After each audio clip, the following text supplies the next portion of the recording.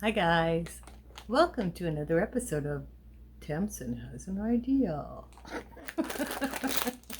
so, I had mentioned in my unbagging video that I wanted to try spinning just soft silk from Camaj Fiber Arts. This is the opal colorway, so it's green and blue and purple, and it is so pretty. Now, soft silk is basically a cloud of short silk fibers. This is a proprietary product from Camaj Fiber Arts, and it is so pretty. Usually used for blending, stuff like that, but you know, I want it to be weird and I want to try spinning it. Now, I suspect because of the short staple length that it's going to spin something like cotton.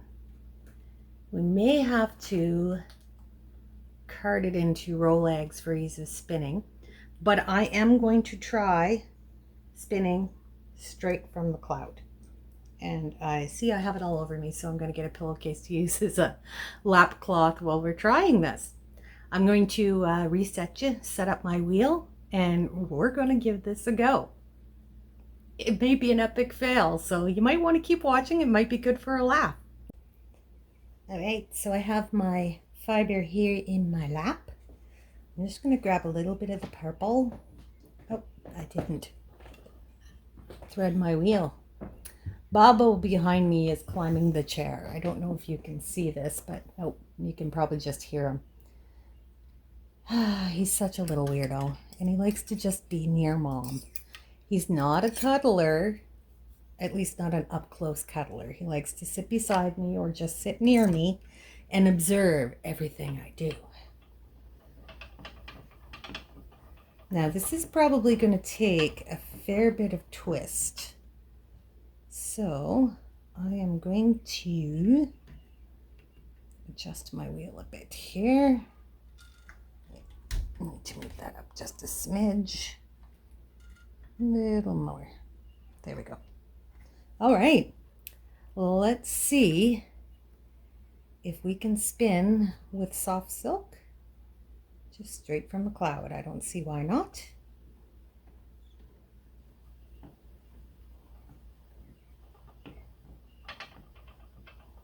Oh, I forgot. I have one bobbin that's off balance and it rattles when I spin. Guess which one is on the wheel right now? This is actually just spinning gloriously.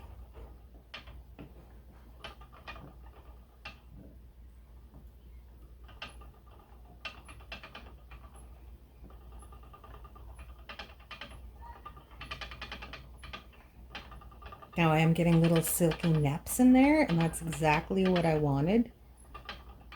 I want this to be like a textured type yarn. Now, because I'm spinning completely silk, if I apply it back on itself, it's going to have absolutely no memory.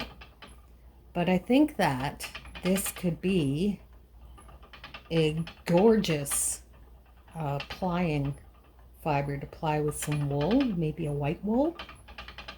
Oh, can you imagine against a dark wool? The color would just pop insanely. Okay, let's see if we can get this really fine to almost thread status.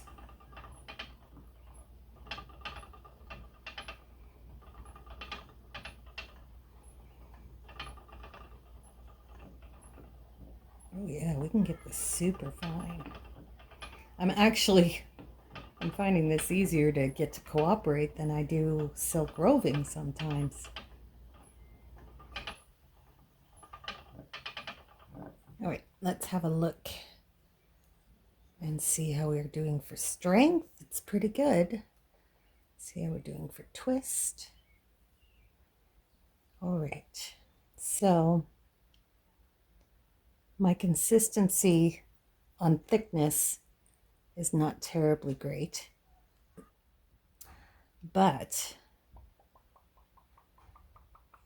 that's good and strong on a ply back. So So anytime you do a ply back sample and then you go to try to unwind it, it doesn't want to, just hold the end of your pigtail and it will help you to unply that. Now I don't have a huge take up on here, so I'm trying to brace against, there we go.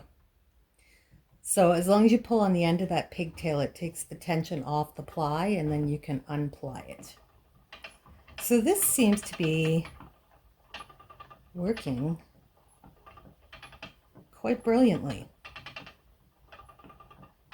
But I do want to try carding it into Rolex and see what happens. So let me get my hand cards and we will see about trying that. Be right back. Well, I grabbed my cards and realized the last time I used them, I was working on my No Fleece Left Behind videos, and you can see how filthy they are. So I have to sweep anyways, so I'm not going to worry too much about this.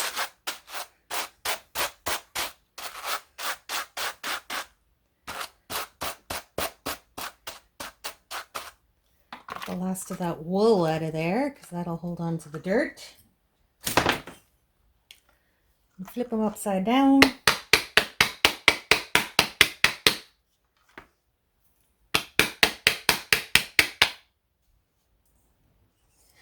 And the handiest tool I've ever bought is a hairbrush cleaner. And just use that to get the last of that out. There's one clean. Get a good look before.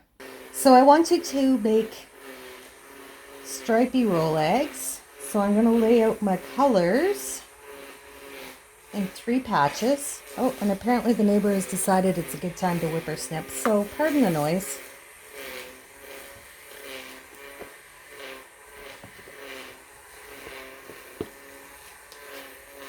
And I'm going to grab my other card.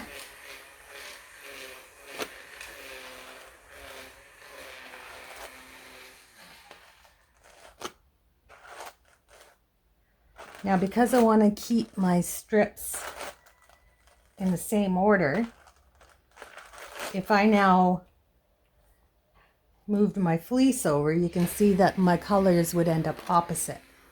So what I'm going to do is I'm going to just pick it up in the same order I put it on, and then I will card back the other way. Except I don't usually do so good carding back the other way. There we go. Just had to get it going. Now, because this is a cloud and it's all pretty much open and fluffy, I'm mostly just carding it to get it. Oops, I just about did a bad. Mostly just carding it to get it aligned for a roll egg. So now I'm going to lift the fiber off. I'm going to keep it on there. Okay, you flip up the ends. Getting all kinds of Kitty-O cameos today. And then I'll roll it up. And there I have a roll egg of 3 distinct stripes with a little bit of debris left over in my cards. Apparently I missed a chunk. All right, we're going to spin this and see how it goes. So I'll start at the purple end. Yes, I was spinning this. All right, here we go. Drifted apart. When your fiber drifts apart, when you go to rethread it, I always let it ply back on itself before I thread it through. Because as you're trying to thread it back through, it's going to be losing twist. And you're going to end up getting frustrated because by the time you make it out the orifice, it drifts apart again. I find that just by putting that ply into the end, it keeps it from doing that. And you can just unply it, rebuild your twist before you let it go back on, because it's going to have lost some twist there. Then rejoin your fiber and keep spinning.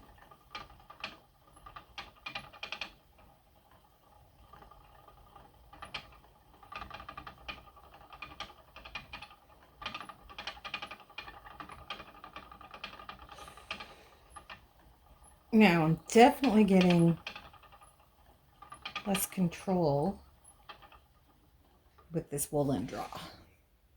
So as I'm letting the twist in, it is binding up a bit before it lets go.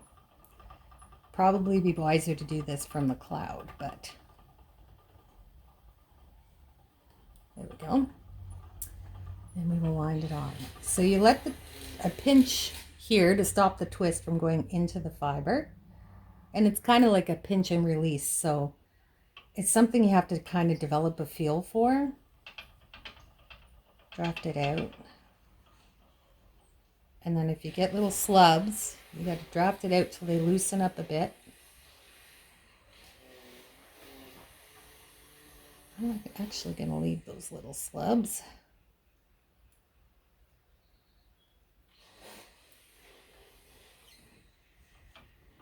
Woolen spinning is done, it's something you really just have to keep trying, because one day it'll click and you'll just develop that feel for the balance between twist and draft. I tend to like to work my woolen close. I don't like doing a really long draw.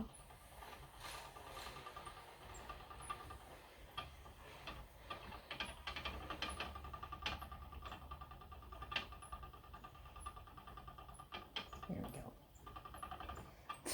And every fiber is going to draw a little different. So sometimes what'll work with one fiber won't work with the next. But I am getting a lovely fine spin going here. Just remember, your twist is going to go to your thinnest part. And if you get too much twist in your thinnest part, it'll snap your yarn. So you have to find that balance between getting it to the thin spot so that you can then draft out your thicker spots and make for a more overall consistent yarn. But I like the way, as it's drawing from the roll egg, it's sort of catching two colors at once. So we're getting like a blend of the blue and the green. This wasn't the best roll egg, by the way. There we go. I just lost my end again. So when you go to rescue your end,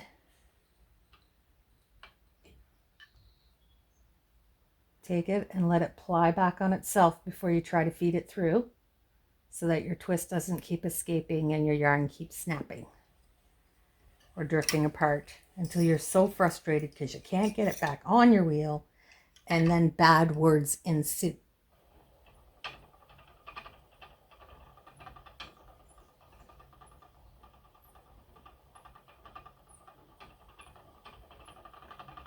This is really tricky to spin woolen, like really tricky to spin woolen.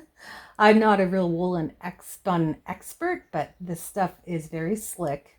It doesn't have much grab, of course, because it's silk and it's in a cloud, so it makes it even more interesting. So I'm going to think that I don't want to do roll eggs, I want to do cloud.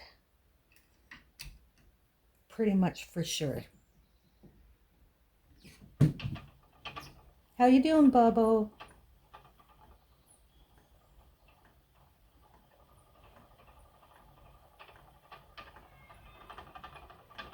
Or maybe my trick is I'm just spinning it too thin, and I need to thicken up a little bit.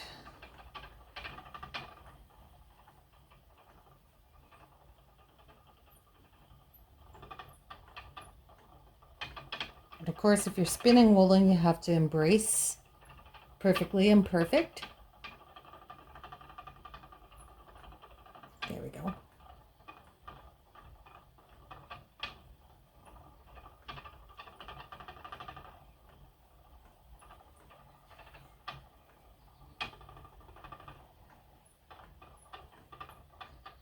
All right, so we've tried two techniques now. We've tried a roll egg and we've tried straight from the cloud. I find that from the cloud seems to be a more enjoyable spin.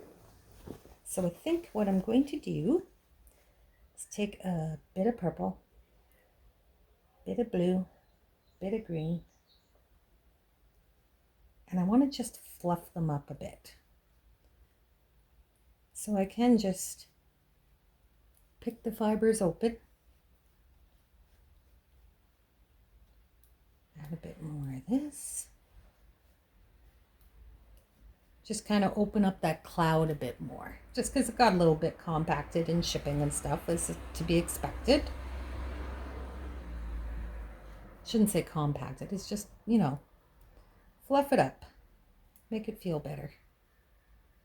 All right, so I just fluffed it up, give it a quick finger fluffing, and we're going to go back to just spinning straight from the cloud.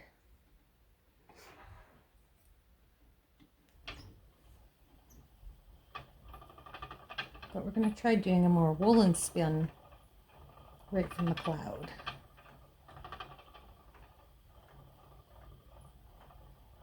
No, definitely need to do a worsted spin with this.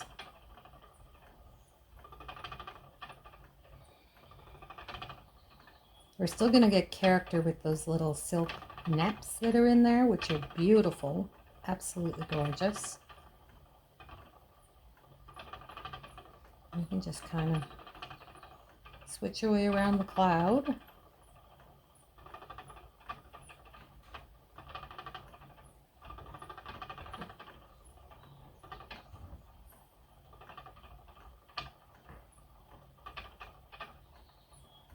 Just need to control your fiber a little more before you let the twist in.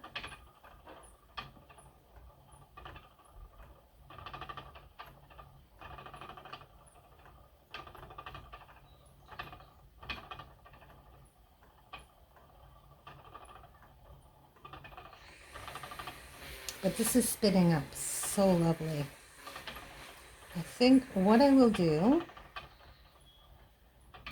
is I will spin this up. Oh, I just had the most amazing thought. I'm going to spin up a singles. I want it to be somewhat chunky singles. Not chunky, but thicker than what I've been aiming for. So I'm going to spin it. Then I'm going to chain ply it. And then I'm going to spin some white locks into a lock spun yarn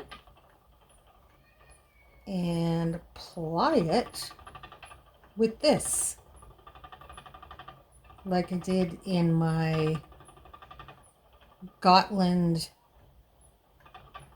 what's it, Wensleydale Gotland, I think it was video 3, where I was spinning lock spun and then I plied it back with the chain ply of the same, except this time I'm going to use this as the background color. All right, here we go. This is the opal soft silk that I spun up into a single. I'm going to chain ply this to make a thicker yarn I can use as a base for a tail spun to get that cool color effect. I spun it, oops, which way did I spin? S, spun Z, ply S. All right, I'm going the right way. Now, make a knot. Ooh, I way need to increase my tension here. There we go, much better. Oh, that's so pretty. I could use this as a standalone yarn. Of course, it's silk, so it has no memory, no rebound, but it is very pretty. Now, this is not a smooth yarn, which I didn't want because I'm going to be making it even more textured. but you can see it's got a low sheen. It's very pretty. It's so smooth. That shine is just amazing. So I will chain ply this whole bobbin, and then I will lock spin some Wensleydale Gotland cross, and then I will ply the two together to get the effect I want. Now, I haven't been paying any attention to color changes, but this time I will. So as I'm working through the purple, all right, so we come to a color change to green. I'm going to ply it to preserve colors, so I'm just going to adjust my loop until it ends where the green begins. Uh-oh, I lost my loop. There it is. All right. And now my next ply will be all green. And that way I don't get the two colors overlapping, like here and here. I will get nice clean color changes,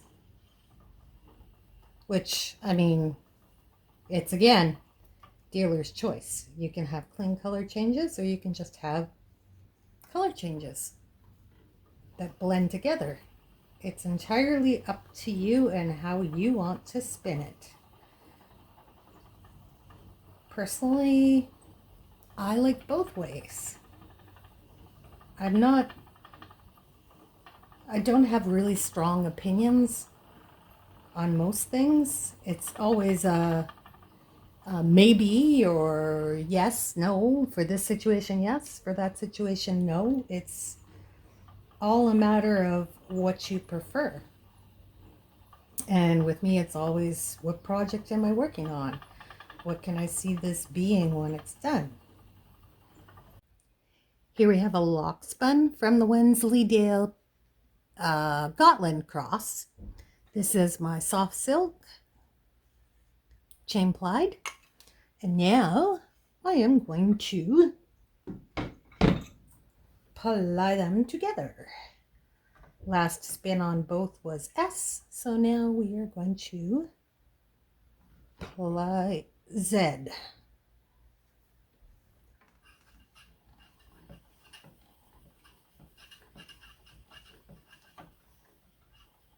All right, now I have it under control. Sort of.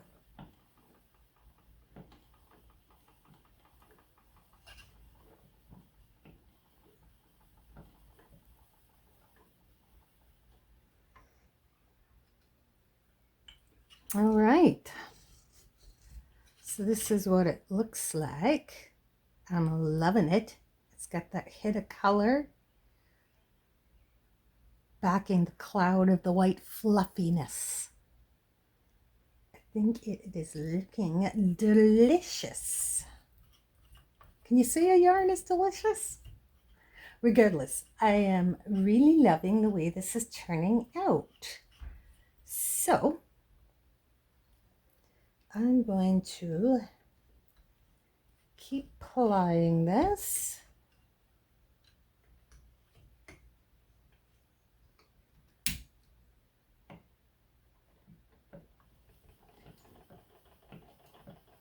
And I think I'm going to do more of a wrap than a ply with the silk, so we see more of that color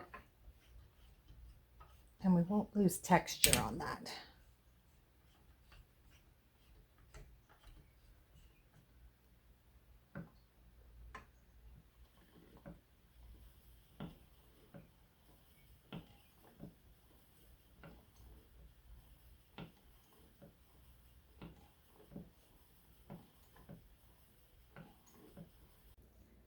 So here we have the tail spun Wensleydale Gotland cross plied with a chain plied single of Soffsilk in the colorway Opal. Look how pretty that turned out. It's so gorgeous. I should knit up a sample so you can see how that would provide a background of color to the white floofy.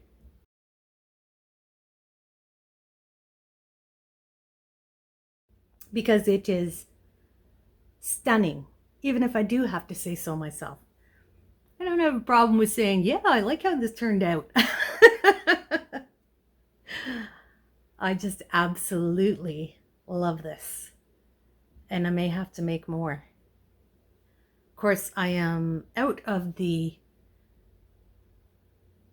opal soft silk, but I can always order more because I love that. Or I can just take the colors of soft silk that I do have and just alternate what color I'm using. So that is the results of spinning with soft silk. Thanks for joining me, guys. If you like this, do the stuff down below because I do stuff like this all the time. See you next time. Bye.